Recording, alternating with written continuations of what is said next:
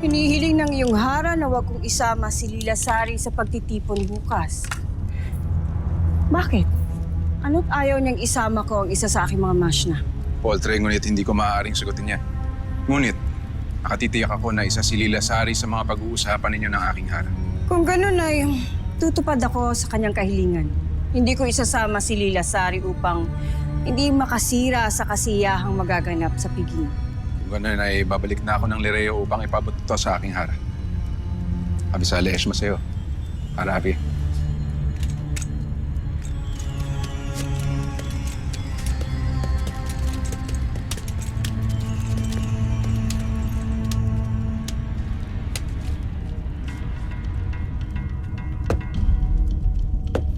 Hindi ko na kailangang isama pa si Lila Sari o sino man sa aking mga masna. Lalo't nakakatiyak naman akong hindi ko kakailanganin ng kanilang tulong upang magwakas na ang buhay ng mga diwata sa gabi ng piging.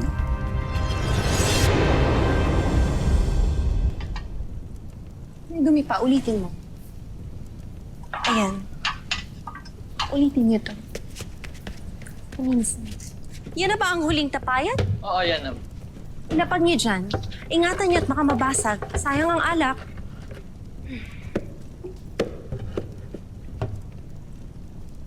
Narito ang mga ginto. Ibigay niyo ito sa inyong amo bilang kabayaran. Absala, yes. Okay, bilisan niyo. Pinunong dama, tama ba ang narinig ko na alakang naman yan? Masarap na alak mula sa pinakamahusay na diwatang tagagawa nito. Hindi ako naniniwala. Nais ko munang tikman ang inyong alak kung totoong masarap nga. Shala, barbaro!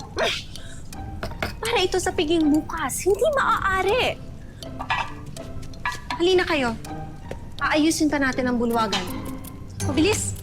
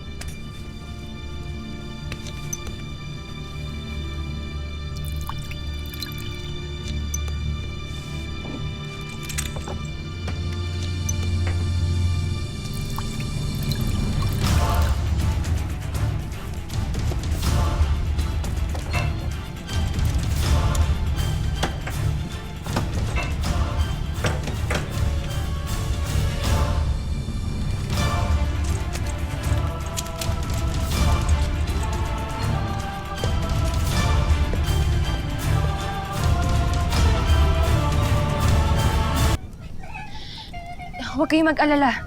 Ngayon din babalik ako doon upang ayusin ang sinasabi niyo. Aalis ka, Alena? Saan ka magtutungo? Sa Adamya. Ikinululungkot ko ngunit hindi ako makakapunta sa piging mamaya. Mahalaga ang piging na ito bilang pagkilala sa pagkakasundo ng Lireo at Eteria na itinataguyod mo. Anong meron sa Adamya para ipagpalit mo ang mahalagang kaganapan dito? Mas kailangan ako sa Adamya, Danaya. Tsaka ako na ipapaliwanag sa'yo. Ngunit, Alena, Tayo na ba, anak ba?